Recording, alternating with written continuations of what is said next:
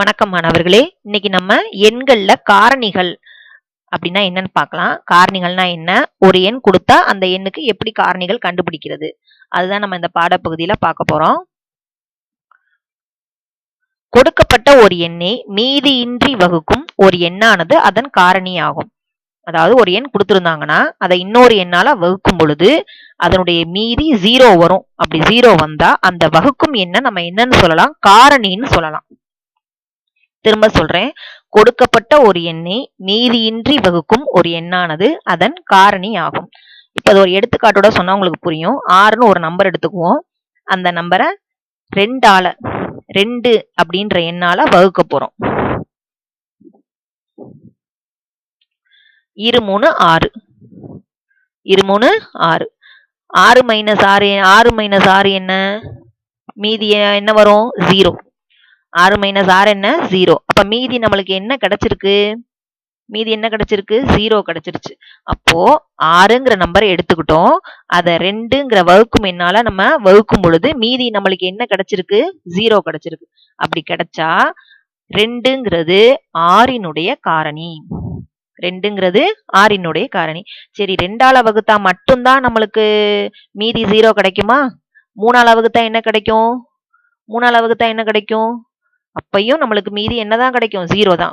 2 6. அப்ப 3ஐயும் 6உடைய காரணின்னு சொல்லலாம். சரி, 2 3ஆல வகுக்கும் போது மீதி 0 கிடைச்சிச்சு இல்லையா? 6ஆல வகுத்தா என்ன கிடைக்கும், 1 6 6 இல்லையா? அப்ப அப்பையும் மீதி 0 தான். அப்ப 6ங்கிறதும் 6உடைய காரணி தான். 1ஆல வகுத்தா என்ன கிடைக்கும், 1 6 6. அப்பையும் நம்மளுக்கு மீதி 0 தான் கிடைக்கும். அப்போ 2 3 6 1 இந்த எண்களால வகுக்கும் பொழுது நம்மளுக்கு மீதி 0 கிடைக்கிறதுனால 6உடைய காரணிகள் தான் எதெல்லாம், 1 2 3 6. இதெல்லாம் 6உடைய காரணிகள். புரியுதா உங்களுக்கு காரணிகள்னா என்னன்னு? ஒரு எண்ணை மீதியின்றி வகுக்கணும் அப்படின்னா மீதி 0 வந்தா அந்த வகுக்கக்கூடிய எண்களை தான் நம்ம என்னன்னு சொல்றோம், காரணிகள்னு சொல்றோம். ஒவ்வொரு எண்ணிற்கும் 1 மற்றும் அதே எண் காரணிகளாக அமையும். இப்போ நம்ம எடுத்துக்காட்டிலே பாருங்க, அதோடைய காரணியில 6உடைய காரணிகள் இருக்குல்லே, அதுல என்ன வந்திருக்கு, 1 இருக்கா? அதே போல கொடுக்கப்பட்ட எண் 6 இருக்கா? அதே போலதான் ஒவ்வொரு எண்ணுக்கும் 1 மற்றும் அதே எண் காரணிகளாக அமையும். ஒரு எண்ணின் ஒவ்வொரு காரணியும் அந்த எண்ணின் மதிப்பிற்கு குறைவாகவோ அல்லது சமமாகவோ இருக்கும். இப்ப ஏற்கனவே சொன்ன அதே எடுத்துக்காட்டின் மூலமே நான் உங்களுக்கு விளக்கம் சொல்றேன். இப்ப 6உடைய காரணிகள் எழுதும் போது அதோடைய காரணிகள் 6க்கு மிகாமல் இருக்கும். மேக்சிமம், அதாவது லார்ஜஸ்ட் நம்பர், பெரிய எண்ணா 6 தான். அந்த கொடுக்கப்பட்ட எண் 6 தான். அந்த காரணிகள் என்ன இருக்கும், 6ஓட குறைவாவேனா இருக்கலாமே தவிர, இப்ப 6உடைய காரணினா இப்ப 1 2 3 6 குறைவாதான் இருக்கு காரணிகள், இல்லைன்னா சமமா இருக்கும். நிச்சயமா என்ன இருக்காது, கொடுக்கப்பட்ட எண்ணோட அதிகமா இருக்காது. ஒவ்வொரு எண்ணுடைய காரணியும் அந்த எண்ணினுடைய மதிப்பிற்கு குறைவாகவோ அல்லது சமமாகவோ தான் இருக்கும். நிச்சயமா அந்த கொடுக்கப்பட்ட எண்ணுடைய அதிகமா இருக்காது. இப்ப நம்ம இன்னும் சில எடுத்துக்காட்டுகள் மூலம் எப்படி காரணிகள் கண்டுபிடிக்கிறதுன்னு பார்க்கலாம். இப்ப 8உடைய காரணிகளை நம்ம எப்படி கண்டுபிடிக்கலாம் அப்படின்னா, 2 எண்களின் பெருக்கல் பலனா 8ஐ எழுதுவோம். சரியா? 1 8 8, 2 4 8, 4 2 8, 8 8. இதுக்கு மேல நம்ம எழுத முடியாது இல்லையா? அப்ப இந்த 1 2 4 8 இந்த எண்களை தான் நம்ம 8னுடைய காரணிகள்னு சொல்றோம். அதை எடுத்து எழுதிக்குவோமா? 1 2 4 8. இப்ப நம்ம 8உடைய காரணிகளை கண்டுபிடிச்சாச்சு. சரி, இன்னும் 2 எடுத்துக்காட்டுகளை பார்க்கலாம். 20ன் காரணிகள்.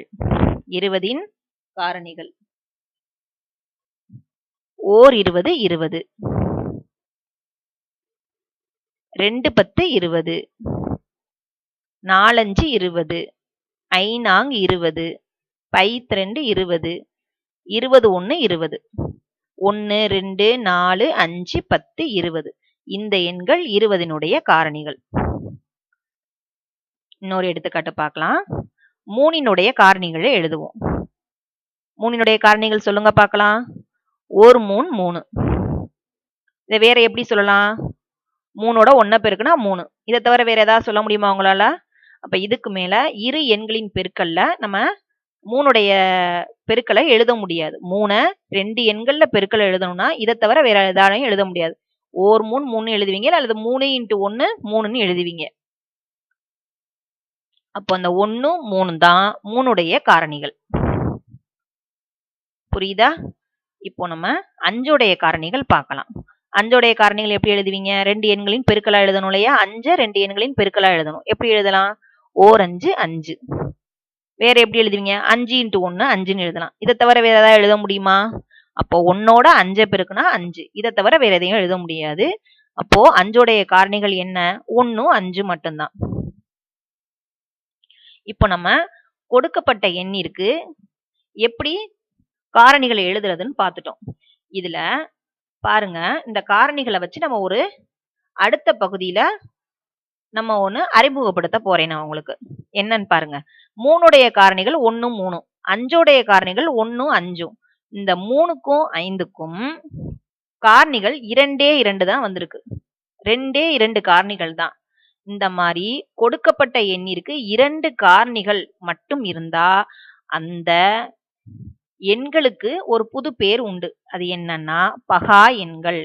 பகா எண்களுக்கு 2 2 காரணிகள் தான் இருக்கும். ஒண்ணு 1ம், இன்னொன்னு அந்த கொடுக்கப்பட்ட எண்ணும் தான். நீங்க 5ஆம் வகுப்புல படிச்சிருப்பீங்க. 1ஆலையும் தன்னாலையும் வகுப்படக்கூடிய எண்களுக்கு பேரு என்னது? பகா எண்கள். பகா எண்கள். இப்ப 3 5 என்ன எண்கள்? பகா எண்கள். ஏன்னா என்ன? 2 2 காரணிகள் தான் இருக்கு. சரி, முதல் 2 எடுத்துக்காட்டுகள் பார்த்தோம் இல்லையா? அதுல பாருங்க 8, இன்னொன்னு என்னது? 20. இந்த 8க்கும் 20க்கும் எத்தனை காரணிகள் வந்திருக்கு பாத்தீங்களா? 2க்கு அதிகமா. 2க்கு அதிகமா காரணிகள் இருந்தா அந்த எண்களுக்கு ஒரு புது பேர் வச்சிருவோமா? அது என்ன அப்படின்னா பகு எண்கள். இப்ப நீங்க 2 எண்களை பத்தி படிச்சிருக்கீங்க.